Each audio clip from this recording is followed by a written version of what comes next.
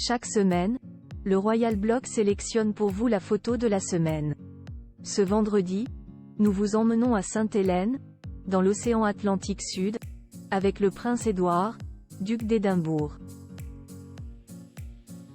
Publicité. De quelle photo s'agit-il?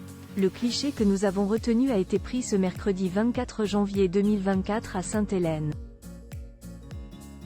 Resté dans l'histoire pour avoir été le lieu du dernier exil de l'empereur Napoléon Ier et celui de sa mort, cette île perdue dans l'océan Atlantique, à l'ouest des côtes de l'Angola et de la Namibie, est toujours un territoire britannique d'outre-mer, sur lequel règne le roi Charles III. Sur cette photo, le frère cadet de celui-ci, le prince Édouard, duc d'Édimbourg, en costume et cravate, est accroupi dans l'herbe face à une gigantesque tortue.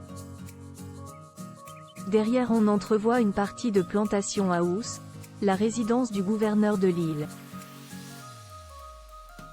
Pourquoi avons-nous choisi cette photo? En visite officielle à Sainte-Hélène, le Benjamin d'Élisabeth II et du prince Philippe ne pouvait manquer de rencontrer ce vénérable reptile. S'il est assurément le plus ancien habitant de l'île, il est aussi l'animal le plus vieux du monde. Comme le rappelle le palais, cette tortue géante des Seychelles, baptisée Jonathan, serait née sous le règne du roi Guillaume IV, dans la première moitié du XIXe siècle. Et aurait donc connu pas moins de 8 monarques britanniques.